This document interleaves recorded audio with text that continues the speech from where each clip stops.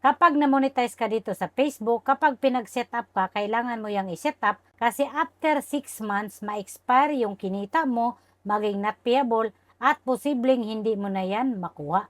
Pero hindi lahat ng binigyan ng monetization may set up. Kagaya nitong profile ko, monetize na ito sa lahat ng tools pero wala siyang setup. Kahit gustuin ko siyang i-set up, hindi ko siya ma-set up kasi nga wala siyang setup. Paano nyo malalaman kung may setup ba?